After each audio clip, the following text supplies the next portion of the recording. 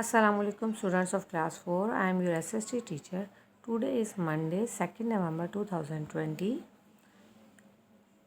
Open your book students. Today we are going to revise unit number 9, which is related to money. We have already read this chapter in class, but as you know that in this week your first monthly tests are going to start, so we will revise this chapter in class. Money is used to buy things and to pay for services. As you know, though we cannot buy anything without money. पैसों के बगैर तो हम कोई भी चीज़ नहीं खरीद सकते. If you want to buy anything, any toy, any cloth, any your favorite game, you want to need money. And all the services which government provide us, वो सारी services जो आपको government provide करती है, like electricity, water and gas. So all these services we have to pay to the government. Economy is the word we use for the study of the production, distribution and use of wealth. अब economy जो word है ये इस चीज़ से related है. इसकी पढ़ाई जो जिसकी इसके बारे में अगर हम बात करें तो वो ये है कि आपकी जो टोटल इनकम है, जो अमाउंट है, आपकी सैलरी है, उसकी प्रोडक्शन है, डिस्ट्रीब्यूशन कैसे करनी है एंड यूज़ ऑफ वेल्थ और उसका इस्तेमाल कैसे करना है. The purpose of budget is to plan, organize, track, and improve your financial situation. In other words, from controlling your spending to consistently saving and investing a portion of your income in pursuit of your long-term financial goods. Now let's talk about budget. What is budget? The amount of budget मैंने अभी आपको detail में बताया है कि budget क्या है. The amount of money going out in a set time is called a budget. अब बजट क्या है? बजट जो है मैंने अभी आपको बताया था कि एक प्लान होता है जिसमें सब कुछ डिसाइड किया जाता है कैसे होगा.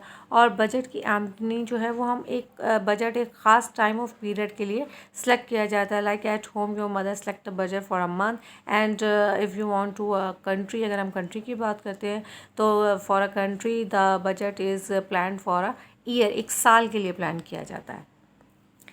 The cost of giving up on the next best choice is called an opportunity. अब अपॉर्चुनिटी का क्या है कि एक giving up best next choice है.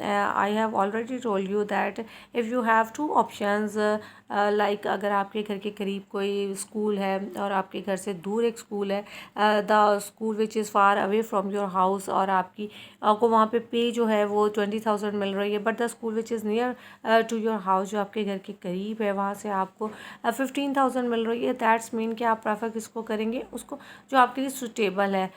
हालांकि उसमें आपको पे कम मिल रही है, बट आपने अदर चीज़ें जो है, दूसरी चीज़ें जो है उसके बारे में भी सोचना है कि आपके अगर आप दूर जाएंगे तो आपको पेट्रोल का ख़र्चा भी करना पड़ेगा, घर से निकलना पड़ेगा, आपकी जो टाइम पीरियड है वो ज़्यादा होगा उसमें जाने के लिए, वापस आने के लिए.